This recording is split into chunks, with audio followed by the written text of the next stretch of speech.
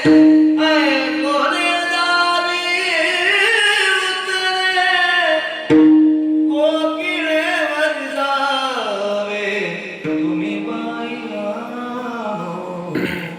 చాలా మంచి పాడతారేమో, మంచి స్వరంలో పాడతారేమో, కానీ మీరు పాడినటువంటి పాట కృష్ణుడు తప్ప నాకు ఏది కూడా వినబుద్ధి అయ్యట్లేదు. అప్పుడు ఒక గోపిక అంది, ఇంత విరహతాపం నీకు అయింది కదా, ఇంత తాపం ఉంది కదా, ఇంత జ్వరం ఉంది కదా, నీకు చందనంది ఒక బ్లౌజ్ నేను కుట్టించిన, అది వేసుకుంటావా? అది పేయి మీద ధరిస్తావా?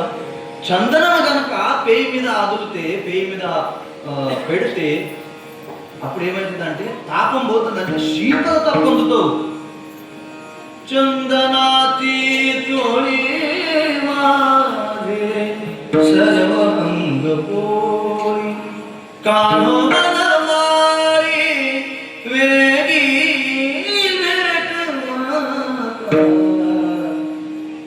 చందనం యొక్క చూడ అంటున్నావు కదా, రైకి అంటున్నావు కదా, బట్టలు అంటున్నావు కదా, అవిటితో ఇంకా నాకు ఎక్కువ జ్వరం వస్తుంది.